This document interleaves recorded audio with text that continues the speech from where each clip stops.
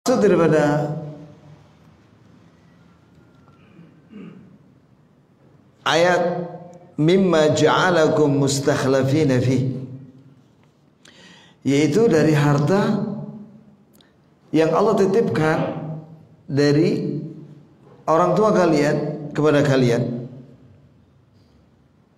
ya, agar kalian pergunakan itu untuk taat kepadanya. Jika demikian, maka Allah akan ridha kepada kalian.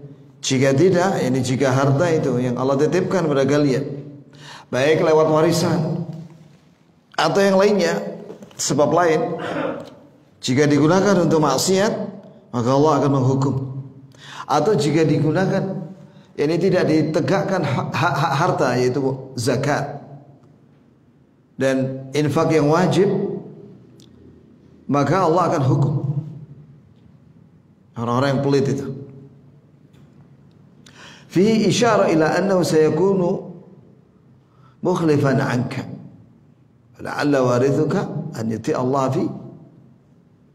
Di sini terkandung faedah penting juga bahwa harta yang kau infakkan itu, yang kau dapatkan dari warisan orang tua kalian sebelumnya, maka kalau kalian melakukan itu, maka anak-anak kalian akan mewarisi kalian. Barangkali mereka akan melakukan ketaatan sebagaimana kalian, yaitu dengan taat kepada Allah dalam harta.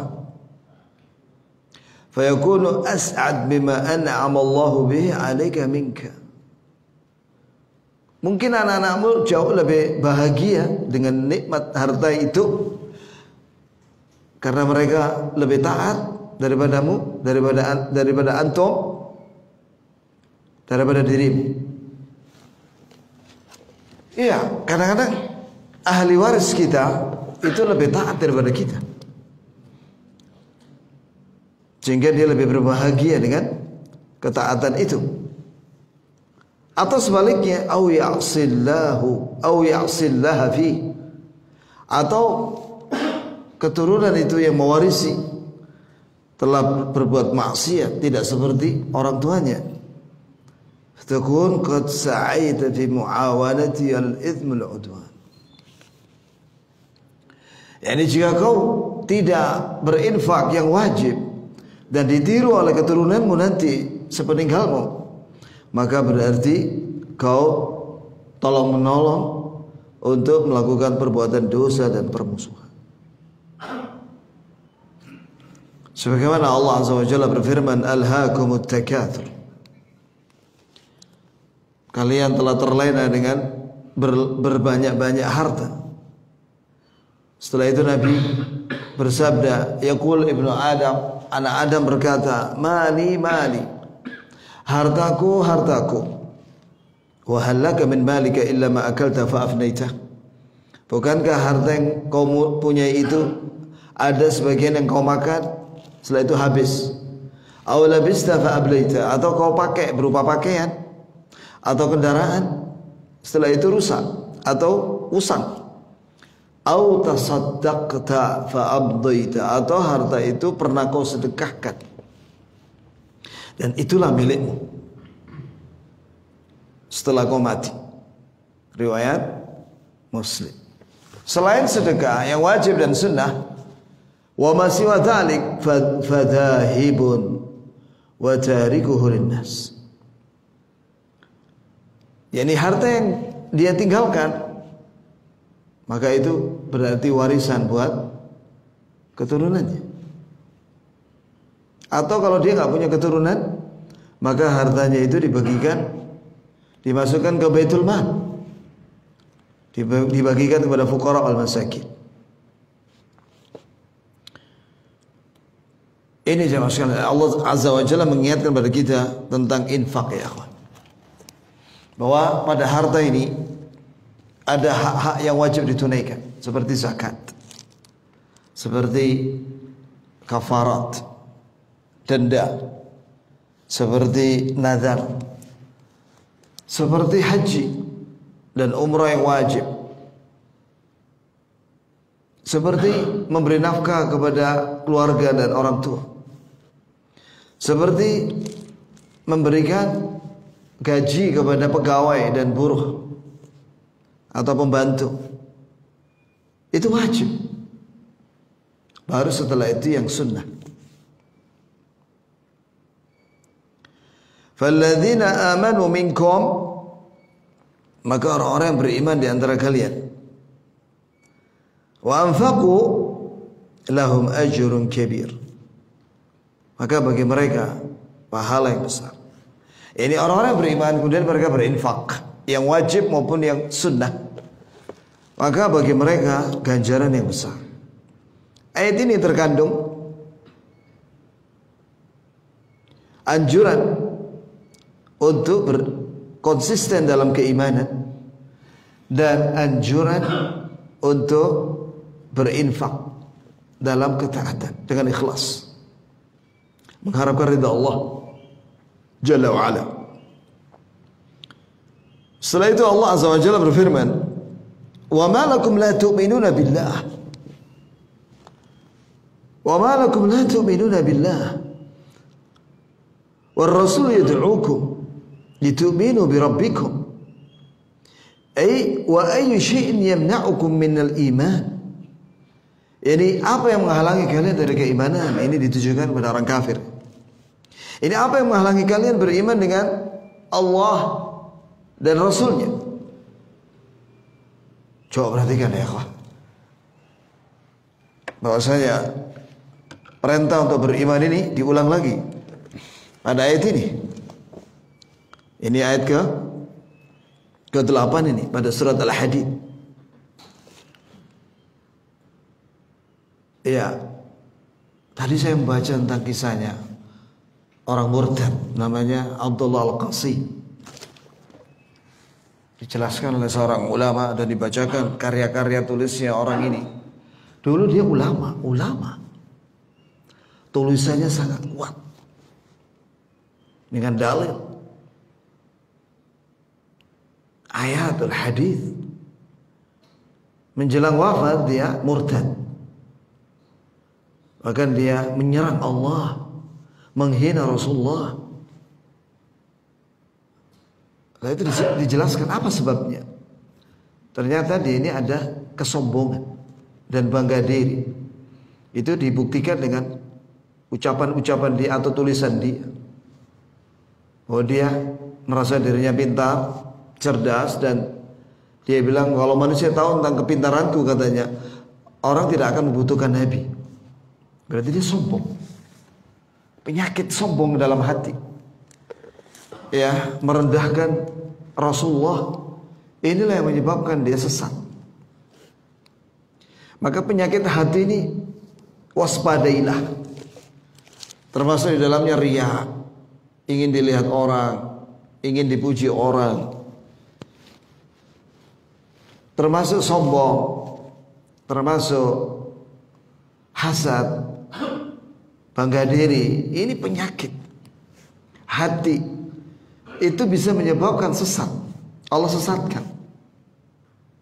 Wal'iyadzubillah. Maka kita senantiasa mohon kepada Allah, sebagaimana Nabi kita Muhammad sallallahu alaihi wasallam berdoa, ya muqallibal qulub tsabbit qalbi ala dinik. Ya Allah yang balang-balaikan hati, teguhkanlah hatiku di atas agamamu, yaitu Islam. Semisal dengan Abdullah Al-Qasimi, itu ada dulu orang Bani Israel zamannya Nabi Musa, namanya Ba'lam. Ini juga sama nasibnya, murtad juga dia. Wal'iyadzubillah. Bahkan ada yang lebih dahsyat daripada itu. Dia itu orang-orang munafikin, bahkan tokohnya itu Abdullah bin Ubay bin Salul. Itu sholat di belakang Nabi di Masjid Nabawi di zaman Nabi SAW. Mati kafir. La tusalli ala ahadin minhum mata abada.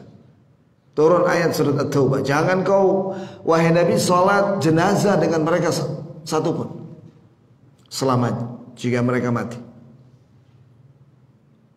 Apa sebabnya? Penyakit dalam hati Abdullah bin Ubay itu apa? Asyak wal raib, ragu. Akhirnya dia kafir dalam hati, menyembunyikan kekafiran dan menampakkan Islam dengan lisan, pura-pura saja, tapi hatinya non muslim. Sholat di belakang Nabi, mati kafir, munafik.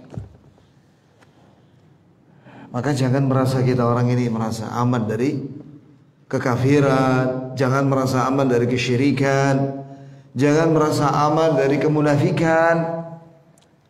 Nabi Ibrahim alaihissalam pernah berdoa, Rabbi ja'al hadzal balada amina wajnubni wa baniya an na'budal asnam. Wahai Rabbku, jadikanlah kota Mekah ini kota yang aman, dan jauhkanlah aku dan anak-anakku dari penyembahan berhala. Dikomentari oleh seorang ahli tafsir dari kalangan tabi'i, man alladhi ya'manul bala ba'da Ibrahim? Siapa yang merasa aman dari bencana syirik setelah Nabi Ibrahim?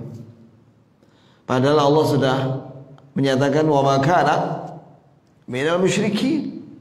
Nabi Ibrahim itu tidak tergolong musyrikin. Walaupun demikian dia takut kalau jatuh ke dalam syirik. Maka ciri orang mukmin yang bertauhid, yakhafu ala nafsihi an yaqa'a fi syirk wal kufur. Seorang mukmin yang jujur, dia itu takut kalau hatinya jatuh ke dalam kesyirikan dan kekafiran dan kemunafikan dan kesesatan. Maka kita harus takut dan berlindung kepada Allah dari kesyirikan dan kekafiran dan kesesatan. Sebagaimana doa-doa Nabi sallallahu alaihi wasallam. Wa ma lakum la tu'minuna billah? Apa yang menghalangi kalian beriman kepada Allah? War rasul yad'ukum. War rasul, yani dan Rasul ada di tengah-tengah kalian. Waktu itu ketika turun ayat ini, Rasulullah sallallahu alaihi wasallam membacakan ayat ini. Rasulullah ada di antara kalian.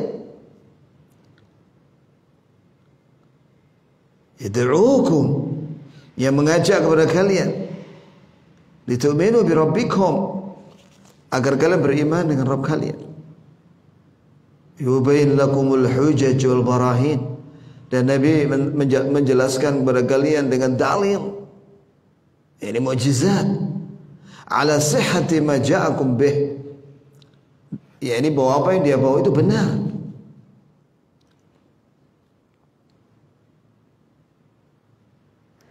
Di sini dibawakan apa namanya, penjelasan hadis oleh Ibnu Katsir rahimahullah. Ya, dengan banyak sanad di awal syarah kitab al-iman dalam Sahih Bukhari, bahwa Rasulullah SAW bersabda kepada para sahabatnya satu hari, ayyul mu'minina a'jabu ilaikum imana. Menurut kalian, siapa orang mukmin yang paling menakjubkan keimanannya? Maka para sahabat menjawab, qalu al-malaikah. Malaikat. Menakjubkan keimanan malaikat. Maka Rasulullah bersabda, wa ma lahum la yu'minun wa hum 'inda rabbihim. Bagaimana mungkin mereka tidak beriman? Lalu mereka di sisi Rabb mereka dekat dengan Allah di langit tinggalnya. Maka para sahabat setelah itu menjawab, qalu al-anbiya. Kalau begitu yang menakjubkan keimanan adalah para nabi, imannya para nabi. Maka Rasulullah bersabda sallallahu alaihi wasallam, wa ma lahum la yu'minun wal wahyu yanzilu alaihim. Bagaimana mereka para nabi tidak beriman sedangkan wahyu turun kepada mereka? Qalu, maka para sahabat berkata lagi, fanahnu. Kalau begitu kita ya Rasulullah. keimanan kita ini sahabat. Maka Rasulullah SAW bersabda, wa ma'alakum la tu'minun wa ana baina adhhurikum. Bagaimana kalian tidak beriman lah saya ada di tengah-tengah kalian. Tapi walaupun demikian ya kawan, ada orang-orang yang tidak beriman dengan Nabi Muhammad SAW, bahkan memerangi Rasulullah. Perang Badar, perang Uhud, itu kafir Quraisy. Maka ada seorang berkata kepada sahabat tabi, enak ya kalian bertemu dengan Rasulullah, berperang bersama Rasulullah, berjihad bersama Rasulullah. Sekiranya kami hidup menemui Rasulullah, kami akan seperti kalian. Apa kata sahabat itu? Belum tentu kalian beriman ketika kalian melihat Rasulullah. Bukankah ada orang-orang yang tidak beriman ketika melihat Rasulullah, seperti Abu Jahal, Abu Lahab, dan yang lain. Maka bersyukurlah kepada Allah atas nikmat iman ini. Alhamdulillahilladzi hadana lil iman wal islam wat tauhid was sunnah wa ma kunna linahtadiya laula an hadana Allah. Segala puji bagi Allah atas nikmat hidayah kepada Islam, iman, tauhid, sunnah, amal saleh. Sekiranya tidak diberi hidayah oleh Allah kita ini, kita tidak mungkin beragama Islam. Setelah itu, walakin a'jabul mu'minina imanan qaumun yaji'una ba'dakum. Tapi yang menakjubkan keimanan dari orang mukmin adalah satu kaum yang akan datang sepeninggal kalian, setelah kalian. Yajiduna suhufa, mereka hanya mendapati lembaran-lembaran Quran. Yu'minuna bima fiha, mereka beriman dengan semua isi mushaf itu. Kita alhamdulillah. Nasallaha an yuthabbitana 'alal iman ahya'an wa amwata. Semoga Allah meneguhkan kita semua di atas iman, hidup dan mati. Amin ya rabbal alamin. Kemudian ya ikhwani, kita ini beriman ya dengan semua perkara yang gaib. Alladzina yu'minuna bil ghaib. Semua yang diberitakan dalam Al-Quran dan Sunnah itu gaib. Maka ketika seorang beriman dengan ayat wal ahadits ya, maka itu dipuji oleh Allah dalam surat Al-Baqarah, alladzina yu'minuna bil ghaib. Tadi dibacakan oleh imam. Hudal lil muttaqin alladzina yu'minuna bil ghaib. Bahwa Al-Quran ini petunjuk bagi orang yang bertakwa. Siapa itu? Itu orang-orang yang beriman dengan yang gaib. Ini beriman dengan semua yang diberitakan oleh Allah dalam Al-Quran dan yang diberitakan oleh Rasulullah SAW dalam sunnahnya, dan meyakini semuanya dan melaksanakan perintahnya, perintah Al-Quran dan Sunnah, dan menjauhi larangan Al-Quran dan Sunnah. Setelah itu, waqad akhadha mitsaqakum, yaitu Allah telah mengambil perjanjian kepada kalian, yakni baiat di hadapan Rasulullah sallallahu alaihi wasallam. Itu yang pertama maknanya. Yani dahulu para sahabat berbaiat kepada Rasulullah ketika mereka mu'allaf, mereka berbaiat, berjanji untuk sami'na wa ata'na kepada Rasulullah sallallahu alaihi wasallam. Itu yang pertama makna perjanjian itu. Sebagaimana dahulu para umat-umat terdahulu seperti Bani Israel, Allah telah mengambil perjanjian kepada Bani Israel agar mereka taat kepada Nabi Musa dan para rasul, para nabi dan rasul dari kalangan Bani Israel, dan agar mereka mengamalkan kitab Taurat dan seterusnya sampai Injil. Dan mereka juga diminta perjanjian untuk beriman dengan Nabi Muhammad, karena itu tertera dalam Taurat. Itu yang pertama makna akhadha mitsaqakum. Sebagaimana Allah Ta'ala berfirman, "Wadhkuru ni'matallahi 'alaikum wa mitsaqahu alladhi wathaqakum bih idz qultum sami'na wa ata'na." Ya, ketika ingatlah kalian dengan nikmat Allah yang Allah beri kepada kalian, itu nikmat Islam, hidayah kepada Islam, dan ingatlah dengan perjanjian yang kalian sudah mendengarnya dan kalian kemudian mengucapkan sami'na wa ata'na. Kami mendengar, kami taat. Ini kami mendengar Allah dan Rasulnya dan kami taat. Itu jemaah sekalian. Begitu pula kita ya kawan, sami'na wa ata'na. Kita baca itu setiap malam. Amana ar-rasulu bima unzila ilaihi min rabbih wal mu'minun kullun amana billahi wa malaikatihi wa kutubihi wa rusulihi la nufarriqu baina ahadin min rusulihi wa qalu sami'na wa ata'na ghufranaka rabbana wa ilaikal masir. La yukallifullahu, dan seterusnya. Itu jemaah sekalian. Jangan kita sami'na wa asayna. Bahaya itu. Mengatakan kalimat itu bahaya. Wa idza akhadna mitsaqakum wa rafa'na fawqakum at-tur khudhu ma atainakum biquwwatin wasma'u qalu sami'na wa asayna. Ketika kami mengambil perjanjian Bani Israel, kami angkat bukit Tur, gunung Tur di atas kepala mereka, agar kalian taat kepada Rasul dan Taurat. Ambil itu, amalkan Taurat itu yang diberikan kepada kalian. Ya, apa jawaban mereka?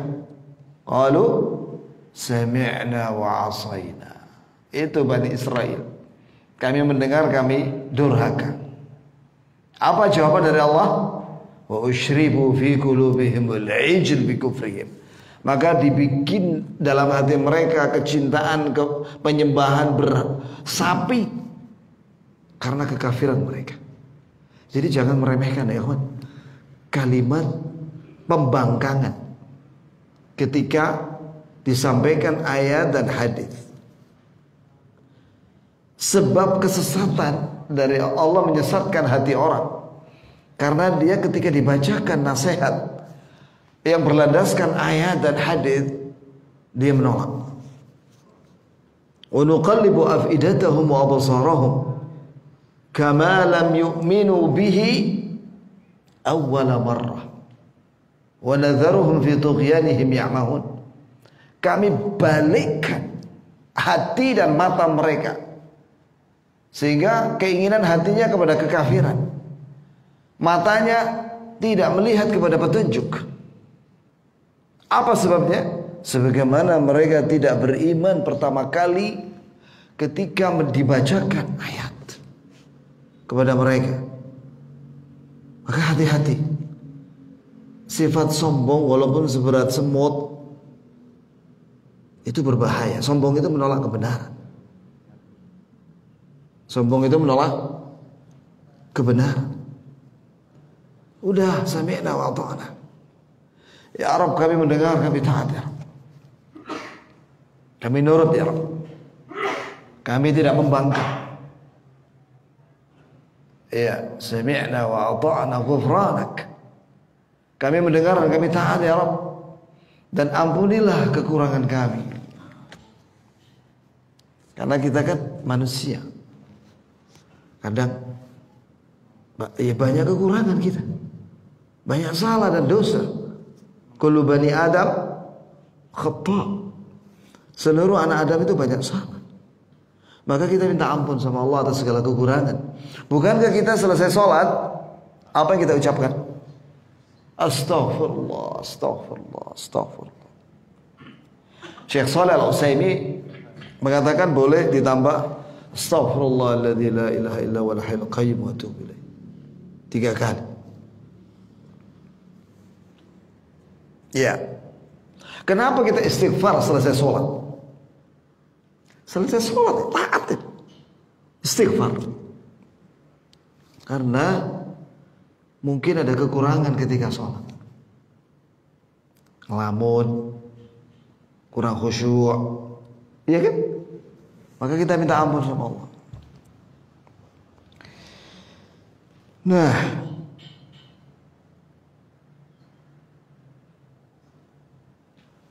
qad akhadha mitsaqakum. Ini makna yang pertama.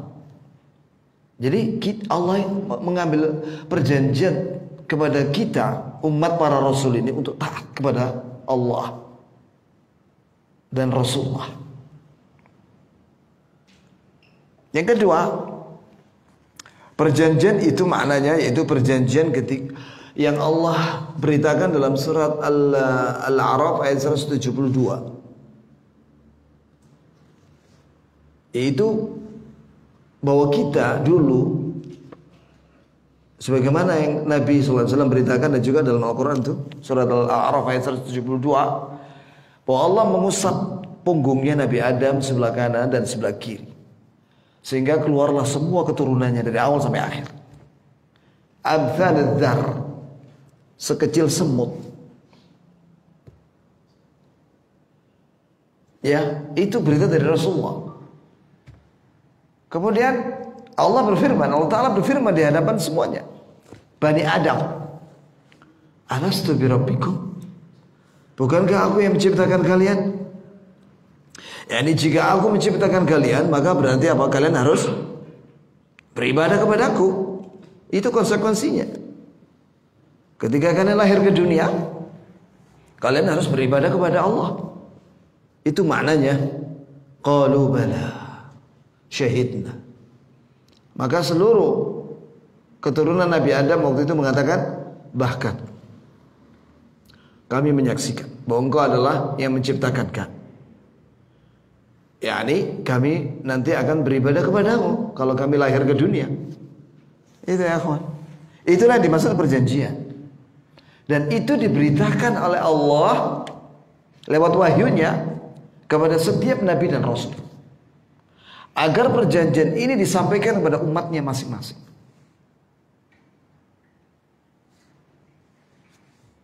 Itulah makna waqad akhadha mitsaqakum. Setelah itu Allah Azza wa Jalla menyatakan in kuntum mu'minin, jika kalian beriman. Alhamdulillah kita beriman. Kita yakin bahwa kita pernah berjanji itu dan kita konsisten biidznillah dan pertolongan dari Allah dan dengan izin Allah ya, agar Allah meneguhkan kita di atas perjanjian ini untuk taat kepada Allah sampai mati. Setelah itu Allah Azza wa Jalla menyatakan huwallazi yunazzilu ala 'abdihi ayatin bayyinat. Dialah Allah yang menurunkan kepada hambanya, yaitu Nabi Muhammad sallallahu alaihi wasallam, diturunkan kepadanya Al-Qur'an dan Sunnah. Jadi dalam masalah agama ya kawan, dalam masalah agama ya, landasan kita itu wahyu. Kita harus mempelajari wahyu Al-Quran dan hadis, baik itu dalam bab akidah, keyakinan, baik dalam perintah, larangan, akhlak, muamalat. Kita tunduk dengan wahyu. Tak boleh orang ngarang-ngarang pakai akalnya. Menurut saya agama ini bisa kita bikin saenake dhewe. Tak boleh ya. Ya. Harus pakai dalil. Setiap ibadah wajib atau sunnah itu ada dalilnya, ada perintahnya dari Allah dan Rasulnya. Ingat ini. Jadi setiap ibadah, amal saleh yang wajib dan sunnah itu ada perintahnya, ada ayatnya, ada hadisnya. Bukan karangan-karangan pikiran, otak, akal manusia. Tidak. Itu Akal itu fungsinya untuk memahami dalil. Oh ini wajib, ini sunnah, berdasarkan ayat dan hadis. Tidak boleh orang bikin menyuruh manusia, kamu begini ya, begini. Mana perintahnya dari Allah dan Rasulnya? Tidak ada. Lah, nggak boleh ya kawan.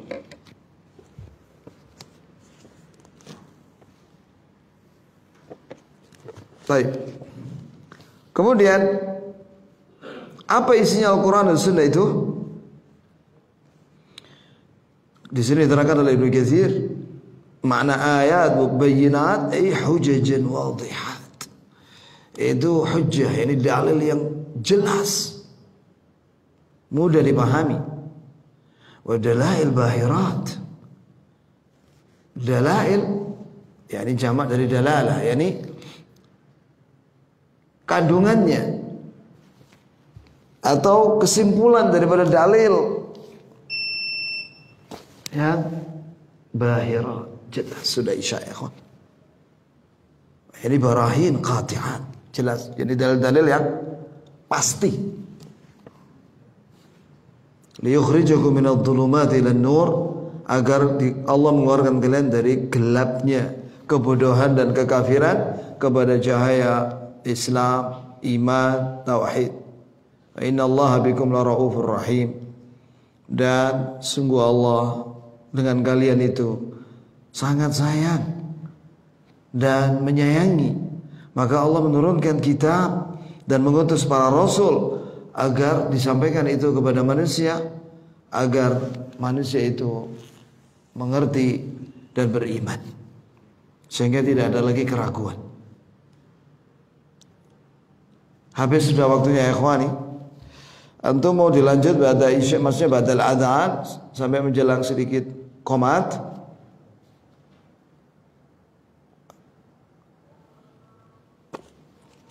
Fadhil akhi, adhan.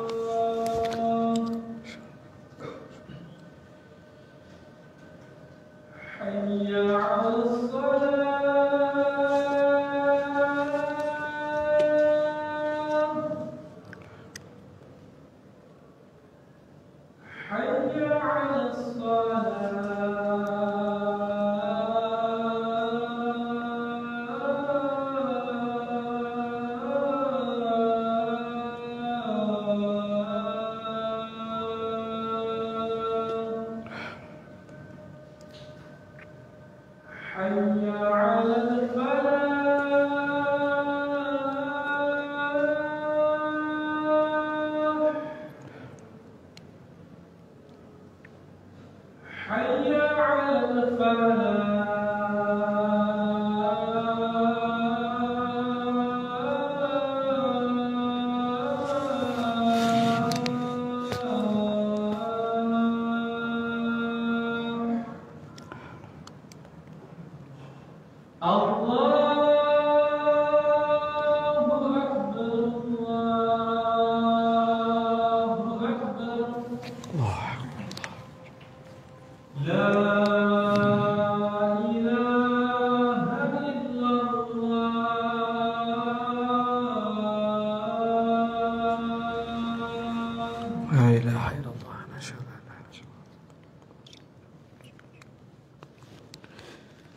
Ada satu sebagian daripada ayat surah Al-Hadid ayat 10. Wa ma lakum alla tunfiqu fi sabilillah walillahi mirathus samawati wal ard.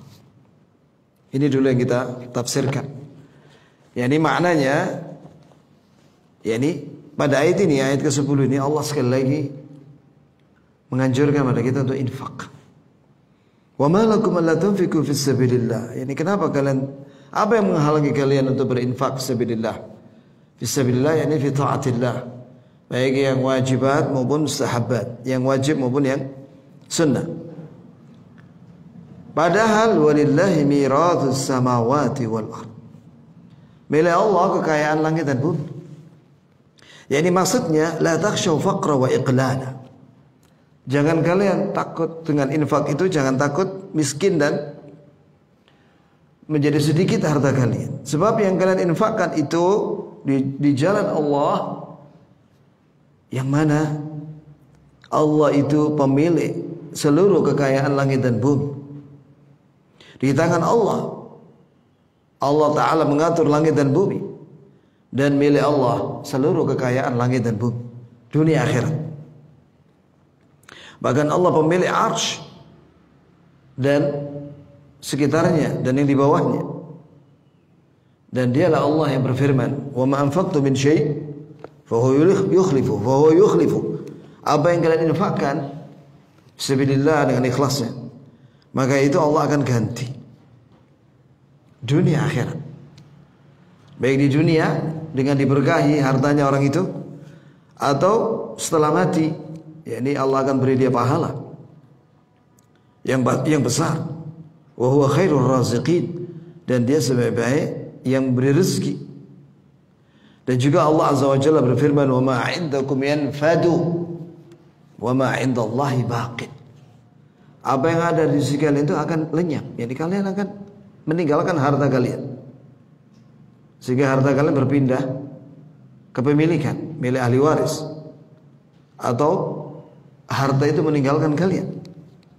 Sedangkan pahala di sisi Allah dengan infak yang kalian lakukan itu kekal. Ini jamaah sekalian. Sebagaimana tadi bahwa harta itu ada 3 macam.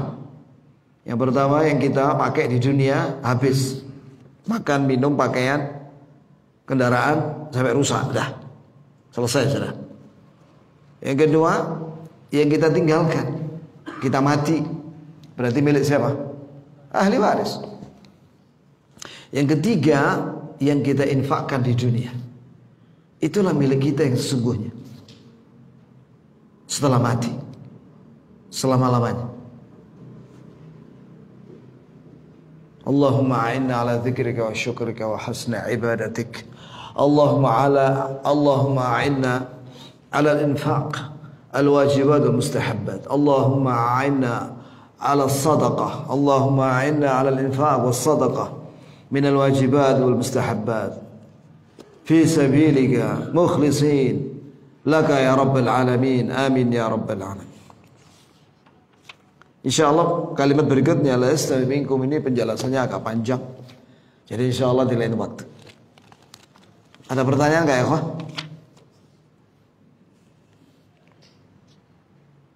Oh ya, sekali lagi bahwa semua yang disebutkan di sini dari perintah keimanan, tentunya di situ ada cabang-cabangnya, dan juga di sini perintah secara khusus yaitu infak, baik yang wajib atau yang mustahab. Jika ingin diterima oleh Allah harus ikhlas, mengharapkan ridha Allah semata, mendekatkan diri kepada Allah semata, dan ganjaran di sisi Allah, mengharapkan ganjaran di sisi Allah semata. Semoga Allah menolong kita untuk infak yang wajib dan mustahab, dan Allah menerima semua amal saleh kita. Amin ya rabbal alamin. Subhanakallahumma bihamdik, asyhadu an la ilaha illa anta astaghfiruka wa atubu